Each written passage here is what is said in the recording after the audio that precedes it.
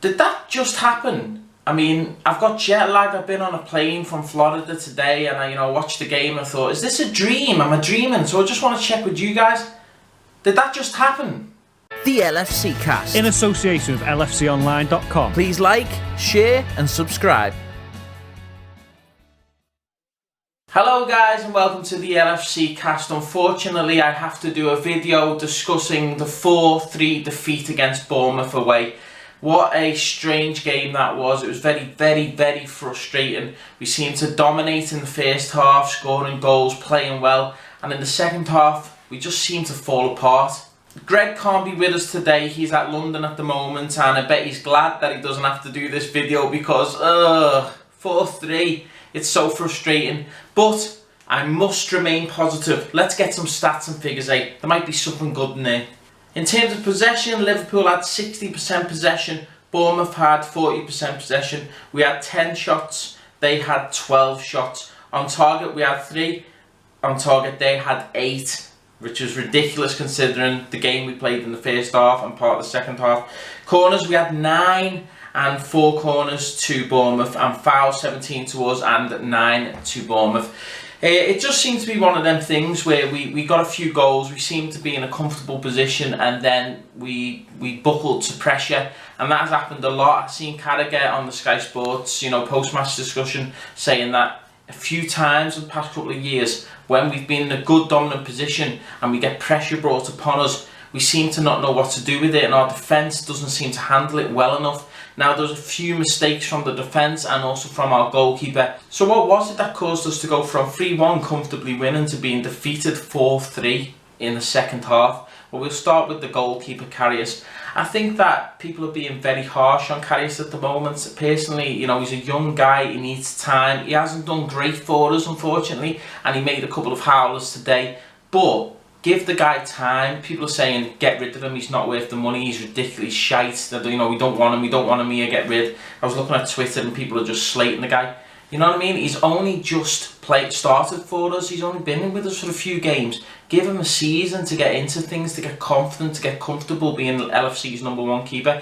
And if he's not good enough at the end of this season, then we can ship him on. Karius was partly to blame, admittedly, but let's look at the defence as well. I think we missed Matip so much. Lovren and Matip usually really solid at the back.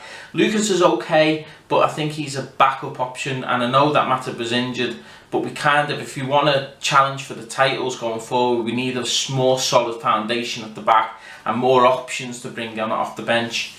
Klein done his job, he got up and down the field. I can't really fault Klein, he was okay. Milner got up the field a lot, he looked very dangerous in attack, but the penalty he conceded was a bit sloppy. It was just a difficult one. He tried to put his foot out, the ball got away from him, and it was a penalty. But other than that, he wasn't too bad, but he was at fault for the penalty. Midfield, Henderson, Chan and Wijnaldum doing a good job passing the ball. Henderson with great passing, great vision, but it was a bit static at times. Wijnaldum was quite quiet during the game, he wasn't doing much at all, and we need more from that. It would have been better if we had Lallana in that position from earlier on in the game, or even starting, but he couldn't do that obviously because he's just returning to fitness. Emre Can, he touches the ball too much, as Karius already stated on Sky Sports. He makes too many touches, but that goal shows why he's very dangerous, and it was a great finish, great right-footed curling effort. If he learns to make less touches and just be a bit more direct with his chances and his shots and his passes, he could be very dangerous for us. When we look at the front three, Firmino, Origi and Mane. Mane, great finish, great run, passed it round the keeper. He's very dangerous and he needs to use his pace a bit more often. He's been a bit quiet past few games, but you can see why he's so important to us.